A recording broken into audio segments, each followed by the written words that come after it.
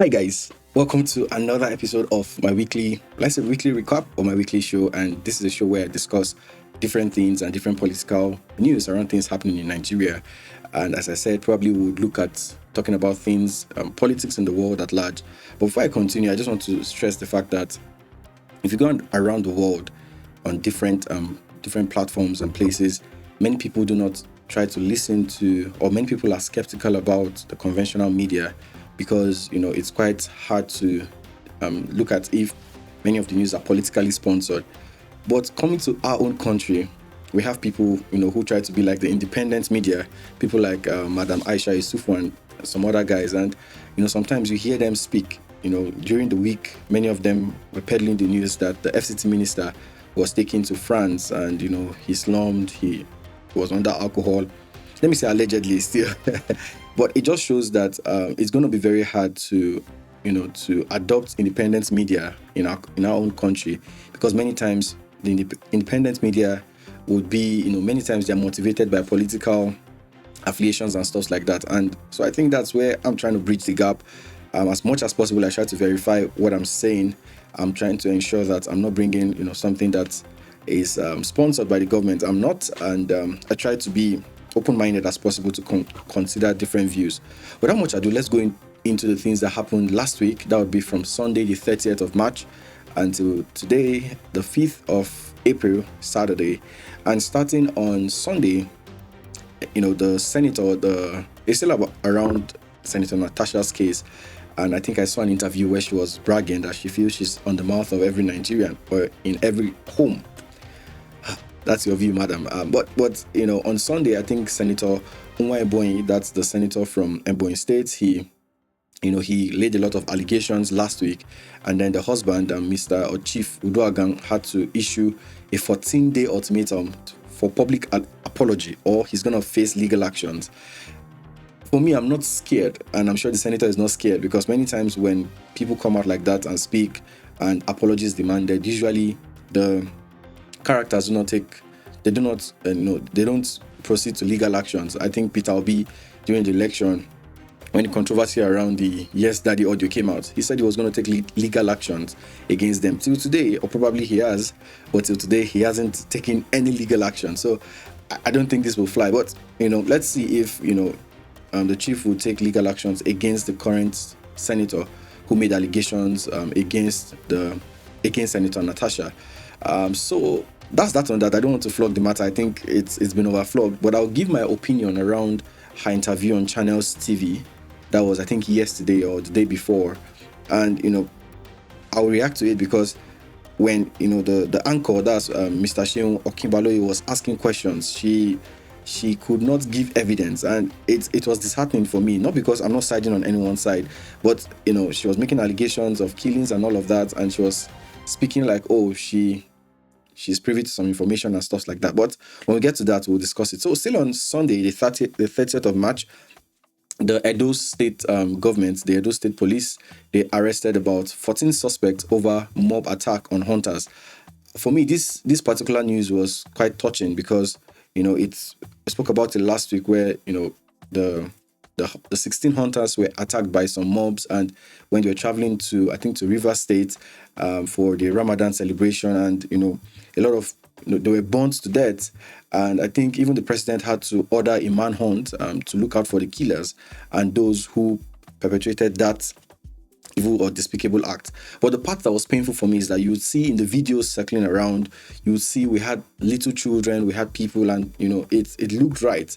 No one could even say, oh, let's have a second thought. And I read comments, read the views of people, and someone was like, oh, people are, many times no one spoke about the killings when people were killed in their farms and stuff like that. But the question now should be, we're not even sure if those you killed are actually the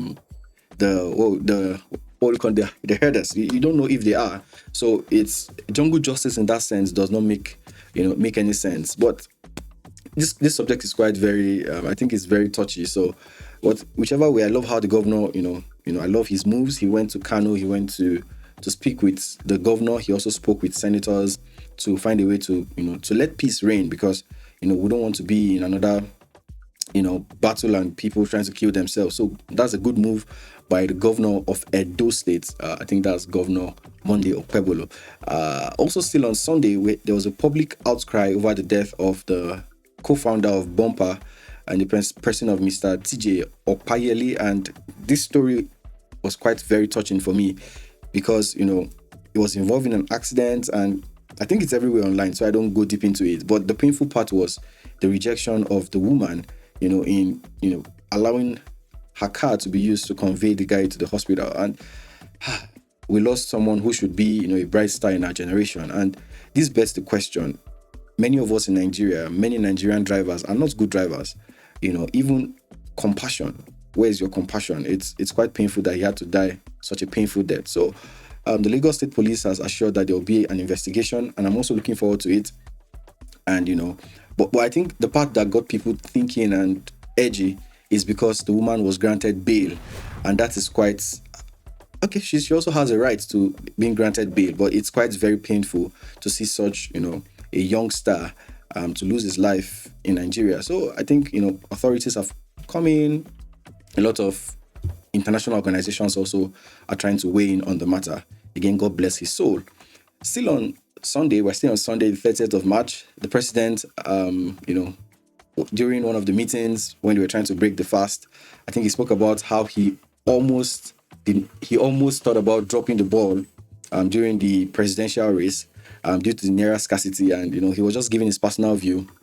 For me, it was quite obvious, but when we speak, sometimes people tend to read political meanings to it. But when I looked at the policy of the central bank at that time, it was obvious that it was targeted against the current president of Nigeria. And so, but he said he still became victorious. So would I say congratulations? But that's on Sunday. Also, he also spoke about the fact that there was a peace pact between him and Wike, and I think the current minister of the Federal Capital Territory had to promise that he will deliver the 2027 elections to the president. Also in Rivers State, let's see if it's going to be possible. And so back to the Governor Fubara's case. I think the major cases we have in Nigeria now should be probably the presidency, Governor Fubara, and Senator Natasha. Those are the three cases, that is quite popular now in our country. So the governor is fighting back. Before we speak about the governor, I think there was an allegation of corruption by the Rivers State Civil Service head, and he accused the governor of, corruption. He accused the governor of allegedly, he accused the governor or the suspended governor of, asking the chief of staff to burn down the Rivers State Assembly and, a lot of things. And also the wife of the civil service head also started crying that her husband has been kidnapped and different drama. I mean, it's just a big drama. And she called the governor. But I think I saw an interview where one of the aides of the governor said the civil service head had not met the governor before.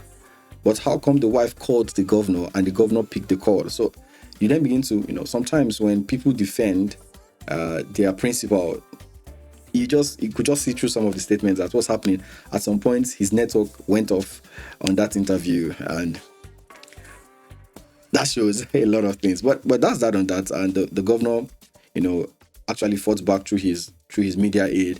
He has denied the allegations. He put it out there that Mr. Onwike, who is the civil service head, is being coerced to spread such falsehood.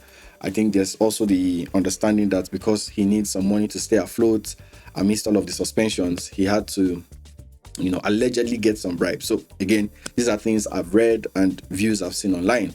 That's that on the Governor Fubara's case. We're still waiting to see, a lot of political solution. I'm still trying to see. I think the Senate has set up a committee to look at different ways, political ways to solve the problem between the governor and his political godfather or political ex-godfather. That's that on the case. Still on Sunday, I think, before I forget, we had the chess in slum from Mr. Tunde Onokoya. He brought in some kids from Nigeria, and they partook in the competition, and I think they won some awards. I think Ferdinand won a young the Young Genius Award. Jamio also won gold, and I think he won a $500 scholarship. Evie and Mary, both from disadvantaged backgrounds, they won silver medals and a $100 prize. And I think Mr. Nokoya, he shared an emotional journey, and they're currently in New York. I'm not in New York. Probably I was in New York some weeks ago. Probably I would have paid them a visit. But it's quite comforting to see that your background should not determine where you'll be. And not just. And what I'm proud of him is that he has not only helped himself, he's helping the next generation, which I believe everyone should do. So kudos to you, sir, and to say God bless you. So let's go to Monday, the 31st of March, 2025. Again, still around the mob justice in Edo State, the hunters were killed, 16 guys were killed, hunters. Then the state government came out to say they've arrested 14 people based on that killings, and they're trying to investigate. I think the Christian Association of Nigeria, the Pentecostal Fellowship of Nigeria, they all came out to demand justice, and they're asking that this arrest should reflect what really happened and not just some handpicked people. Also, the governor has suspended the vigilante groups involved, and he's saying that many of them did not operate within the law, and that's true. You don't take a life, even as far back as the days of Noah and days of Moses. You had to bring in the laws, and then someone would judge the case. So it's not, and I think this should be to everyone. We're not privileged to take out or take a life. We're not supposed to. You're supposed to wait until the court gives a ruling, and the court will know what to do. Yes, you can argue, many times it looks like justice might be slow, but the problem there is if you take the law always, or if you take the initiative to do what you feel, then we'll be living in a crazy society. So that's that on that. Kudos to the Edo State governor. Also, the Brigadier General, I think he was kidnapped some months ago, and it's about 55 days now, and the government has not been able to release him. And I saw an interview where I think his close friend, came out. Okay, the Brigadier General's name is Brigadier General Ujege, and it was quite emotional for the general who was being interviewed. And I think the government should actually pay more attention to it. It's quite very painful, really, to have someone who served the nation and person has been kidnapped for this long, over 55 days. So hopefully the government will hear our cry, and please do something. There should be swift action. If there's one reason I love the United States, and I'm sorry to bring in this comparison. I also don't try to compare a lot, but let's just do a blind comparison. They try to protect their citizens, especially those who are served. Sometimes they refer to them as veterans. So it's something that the government should please pay attention to and find a lasting solution to his release. Also, on Monday, the Lagos State government, they're trying to expand, and they're trying to have more local government areas, which is a good initiative. Why, if you ask me? If we have more local government areas, it means you have governments move closer to the people. And that's the aim, or that's the way many countries do it. It's only in Nigeria that we have such focus on the federal government. Many times you try to, split powers, or split the country into different sections so that we can hold people accountable. So it's a good move. Hopefully, it's going to pass the second reading, and we'll have a final decision soon. Yeah, so let's move to Tuesday. Tuesday will be the 1st of April. Happy New Month, guys. If this month is your birthday, happy birthday in advance. But the first day of April, that's on Tuesday, I think the Federal University of Lokoja, they received a 250-seater theater donation. So it was donated by the late engineer Joseph Makoju, and it's a generous donation of about 250 seaters. Now, concerning donations, I think I have to bring in my view, because again, I'll need to make reference to where I am. I noticed it, and I was speaking with some people last week, that if you notice, even in the hospitals, you see different rooms, different wards are donated by people. And so it looks like many times in our country, when you're rich, the first thing is to try to oppress others with your riches. Meanwhile, when you come to developed countries, although you can argue rich people try to oppress too, but many times they donate and they give back to their society. And, a lot of things almost in every building, in every university, in every classroom. Just check, you see donated by a group of people, donated by this foundation, donated by this fundraiser. So this is a wake-up call to us as Nigerians to always look at giving back, and you don't need to have too much to give back. So yes, I know many people are doing it, but we can do better as a people. So congratulations to the Federal University of Lagos State government.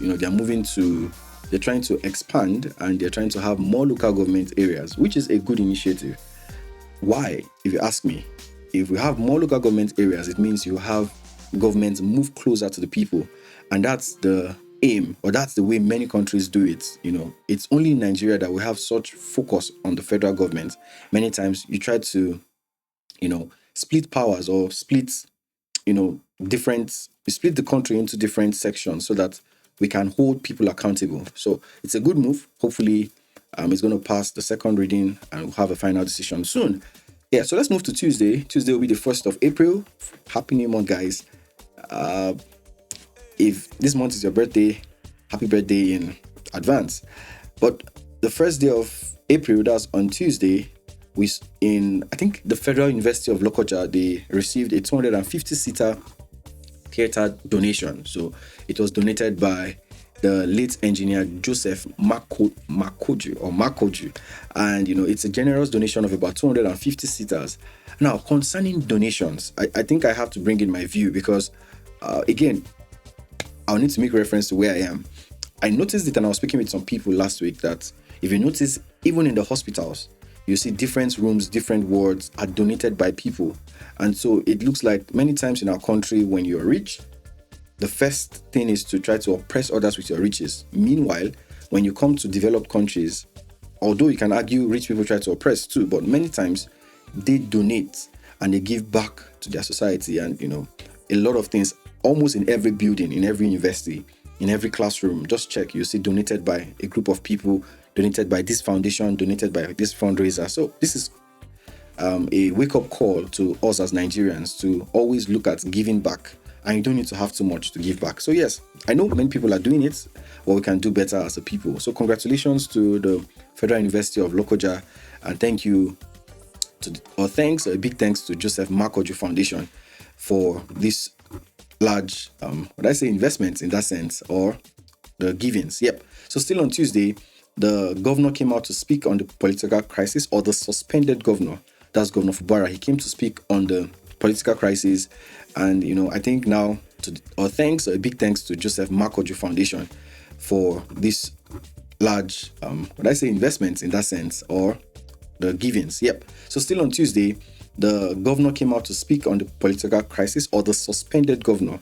That's Governor Fubara. He came to speak on the political crisis, and I think now he spoke to his supporters to resist provocation. He spoke in a very calm manner, which is what we expect. And I'm sure, looking at this, I think a solution is just around the corner. So, well done, Governor. Sure, also should listen to people who will give advice. Also to the minister, please, sir, let's look for a solution to all of these problems. Yes, still on Tuesday, the 1st of April, the governor of Edo State has built an airport, and he's promising that the airport will run for 24 hours. Now, I have a lot of questions to ask, but let's still leave those questions for now. But hopefully the airport would serve. It's rumored, or it's people have, a lot of analysts have come to say, oh, it's not far from the Akure airport, so it might not get a lot of attention as required. But let's see if it's going to be beneficial to the agricultural sector in Ekiti State, and hopefully we'll have more people invest in agriculture so that the state can move forward. It's out there, people praise the governor for working, but I don't believe he's doing so much, or probably he's doing what he can do with the resources at his hand. But again, the governor has been praised on many shows that he's doing well, he's bringing people together. So let's see your expertise in ensuring that the state would move forward. Yes, still on Tuesday, the Kogi State government accused the Senator Natasha of inciting violence in the meetup in her residence. I think she came in with a helicopter, and she had a lot of people. Even there was an order for people not to have gatherings, and so the senator, on in an interview, she claimed that that gathering was her usual gathering. I think she said she has been doing this every year, and she's saying she did not break any law. So let's see how the drama will play out. It's going to be a tough one now because she made a lot of accusations. She accused the previous governor of Kogi State. She accused the current governor. She accused the Senate president allegedly of trying to kill her. And I was patient to, when the interviewer asked her, "Where are your proofs?" She said, "Oh, she knows." And I was like, "Okay, where's the proof? At least you should have a proof for what you're saying, because many times it's painful." I noticed she's quite eloquent. She's a good lawyer. She speaks well, so she would appeal to an average Nigerian. But many times when people listen to politicians like that, they suspend their thinking, and we just want to believe her, and because she's a woman. But I had to sit back and ask questions like, okay, where is the proof? And she also made a statement that she got threats to her life, and she got a report and sent it to the police commissioner, sent it via WhatsApp.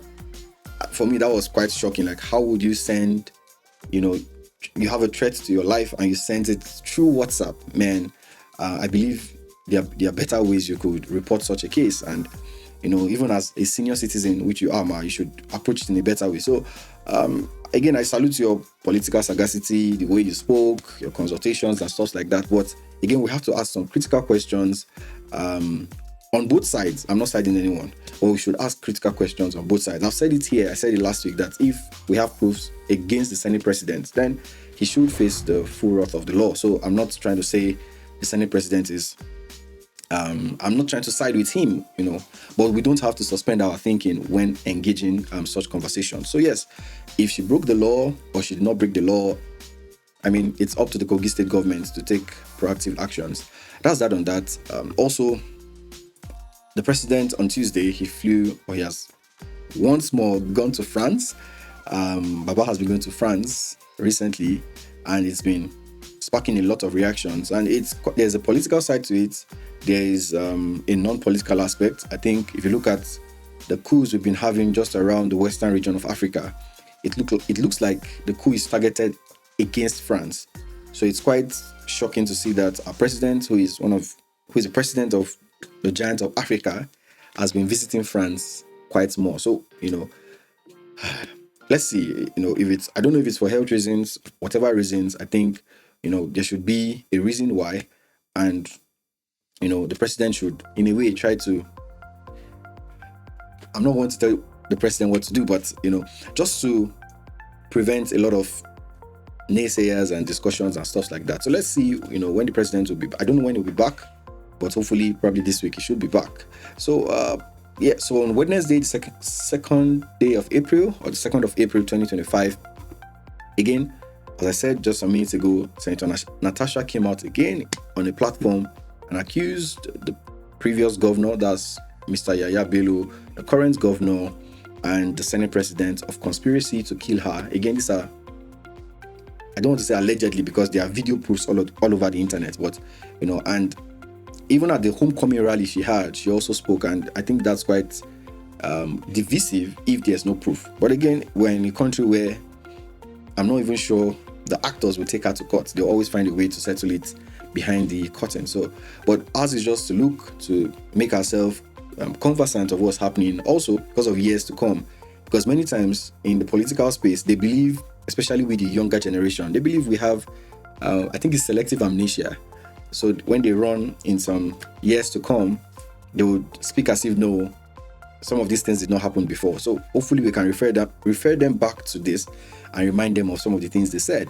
So yes, on the 2nd of April, the Ebonyi State government, they've denied the arrest of the commissioners in the state. Rumors were out there that the governor or the government ordered for an arrest of the commissioners, but they came out to deny it.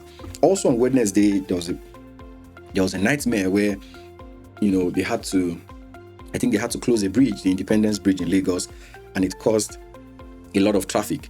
Now, I've seen a lot of Nigerians react to it. I've seen comments and people try to speak about the traffic in New York, and sometimes things like that get to me. Like, why would you do that?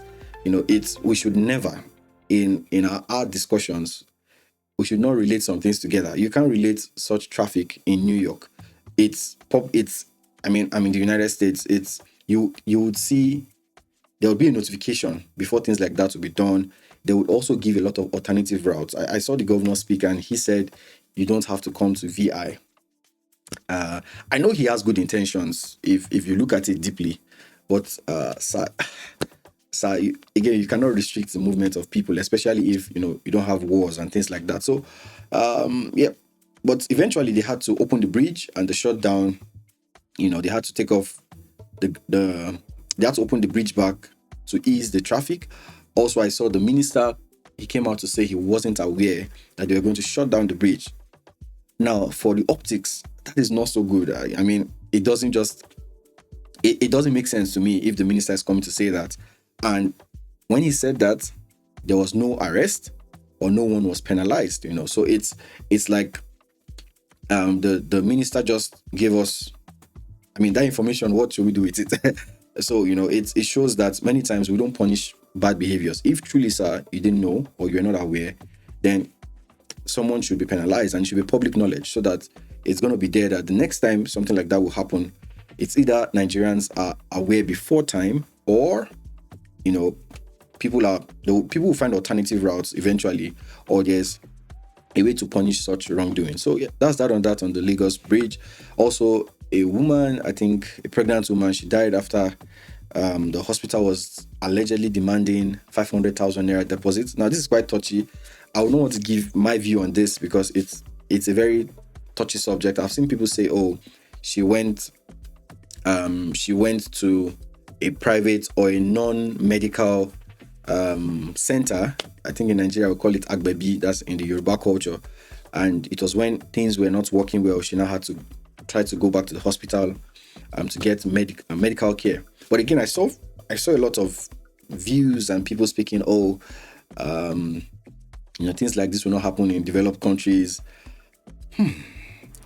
Okay, maybe I'll leave that. I'll allow a woman speak about that probably in another episode sometime in the future. But this is not a time to throw banters. It's just a time to look at the issue, to understand what happened. I'm not sure if she registered in a hospital in Nigeria and she was part of the women who had been going for antenatal and stuff like that. I'm not sure her hospital would deny her such treatments before time. Also, it begs the question: do we have a good insurance structure for such a case, such that insurance can pay for her, and probably when she has been delivered, then you can then begin to pay back. So this question should come to heart. I know as Nigerians, the first thing is just to throw the country under the bus, throw the health system under the bus without considering some of these questions. It's painful, really, and sorry to the family. My sincere condolences to the family. So that's that on the woman on Wednesday. On Thursday, the Independent National Electoral Commission, that's INEC, they've dismissed the recall petition against the Senator Natasha, and said it has failed to meet the requirements for a petition. Also, as I said, the bridge was reopened again on Thursday, and I think the traffic has reduced drastically, and I think all should be better now. But for me, it's still bothering my heart. How could such a thing could just come suddenly, and we don't regard people? And I think it's a big thing in Nigeria. It's a discussion we would need to have as a people, that we don't consider people. It's funny, you see bankers tell you that there's no cash, but I came to deposit some amount of money and you're telling me I don't have cash, or you're restricting me to how much I can get for the money I deposited. It's some things you just ask yourself. And it's not just bankers. We can go into different sectors and see that we don't value people. So please, the next time this will happen, I please begging the government to try to let people know before time. So let's still go where on Thursday. Yes, this is also a big news. On Thursday, the president restructured the NNPCL board, and I think it's a decision that has taken a lot of time, but we've been expecting this for a while.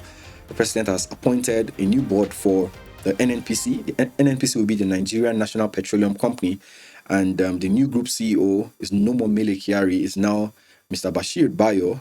and Mr. Hamo Musa as the non-executive chairman.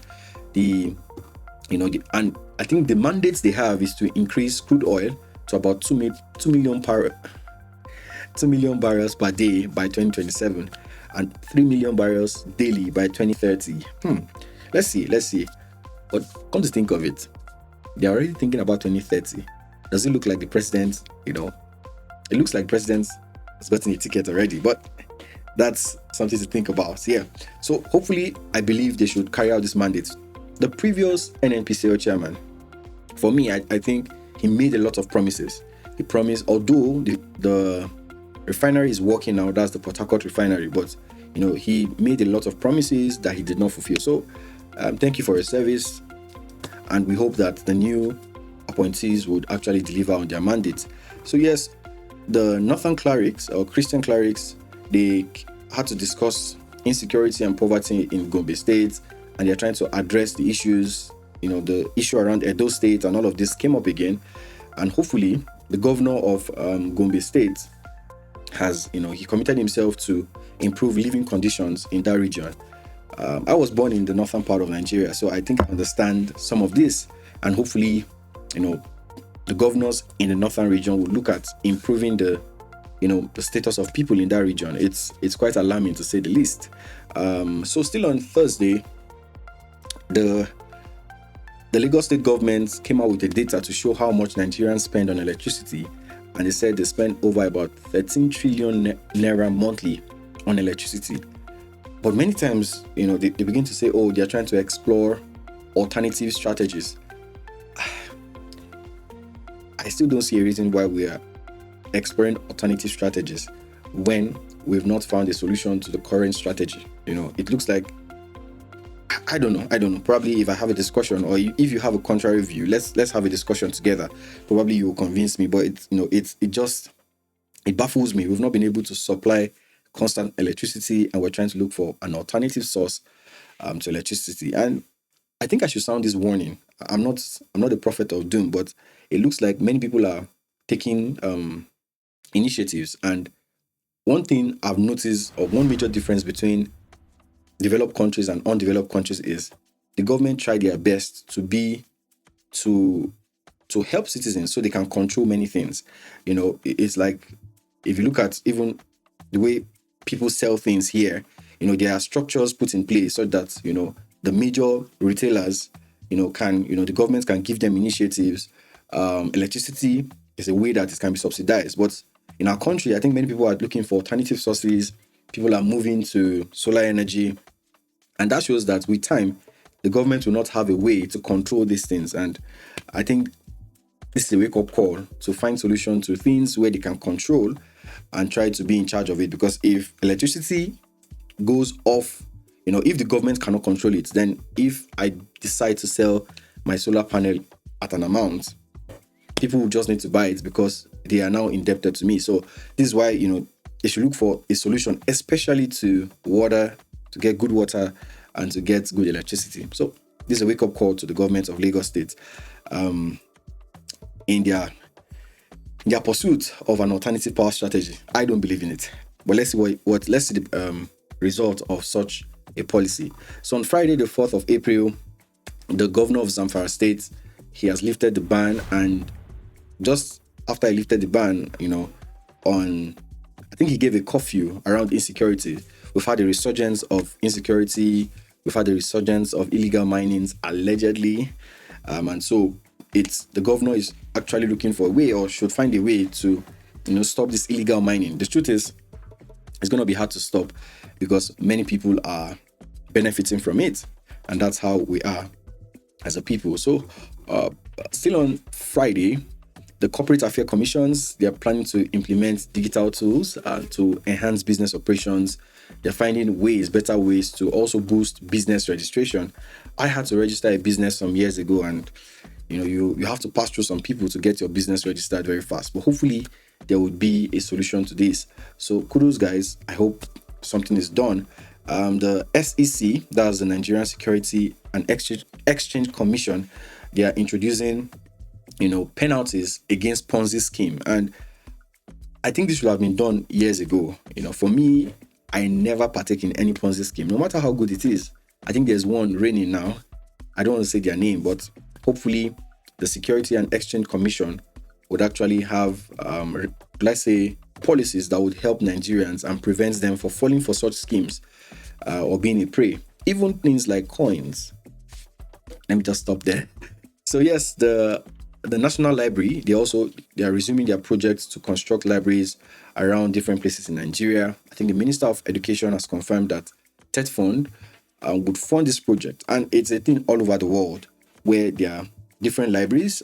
I must be sincere, I am a product of such investment. I used to use the library in Lagos, especially the one at PWD. For those of us who know that library, I read there for I was trying to prepare for GRE then, and different exams I've taken. So it's going to help the young Nigerians. I'll also plead that in such a library, there should be a way to get internet. There should also be a way to ensure that there's electricity, because those days, or many times, we had to read and there wasn't power. So, and many times we had to go there so that we can plug our laptops and, try to read, try to look for information online. So I believe it's a good move, but please, the basic amenities that a library will need to function should please, be installed. Yeah. So lastly, we have two things to talk about. Lastly, we have that, I think the Transcorp hotels, they've shown that amidst the economic meltdown, they've had an increase in patronage. They declared about 138% increase. That shows that there's more money for some people to visit these big hotels. And we could argue it's due to tourism, or could argue that many more people have access to money and love going to hotels. So also the NIPRD, that's the National Institute for Pharmaceutical Research and Development, they went on a 7-day warning strike, and they're demanding the removal of the Director General, Mr. Obi Adigwe, and it's been alleged, or the allegations over poor management, unpaid allowances, embezzlement, and that they're threatening for an indefinite strike. So I want to see how the federal government will react to this. I also want to see how, let's see if the presidency would look at this appointment and would make a solution to this. So yes, also NNPC they've raised the fuel prices after Dangote, he has refused to sell products in Naira, and it looks like someone is winning here and someone is losing, and eventually the consumers, which is you and I, were losing due to this. So with the new head of with the new CEOs, I believe that there will be a solution to this, which I earlier stated. So lastly, I think there has been rumors on new notes. I think there was a rumor around 5,000 Naira to 10,000 Naira banknotes, and the CBN has come out to publicly denounce it, that they are not planning to do something like this. Now, I think it goes both ways. If you ask for my view, if you have such higher notes, it means smaller currencies will go into extinction. It means also our currency would continue to lose its value, which is not something we want to happen. So yes, this is all I have for this week. Again, we're still building this community, and I'm sure you tell a friend, just get someone. And with time, as I've promised, we'll begin to discuss, or we'll begin to have discussions around political news.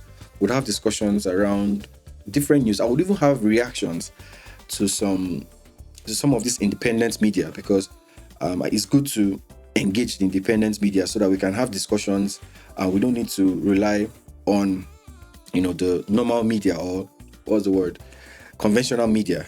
When there's independent media, we can have conversations. But again, because we're independent, we don't have that free will to just say anything. No, we should verify our news sources and give the best and inform the masses at large. So yes, this is all I have for this week. Thank you for always coming in, for my loyal subscribers. Till next week, have a good one. Remain blessed. Bye.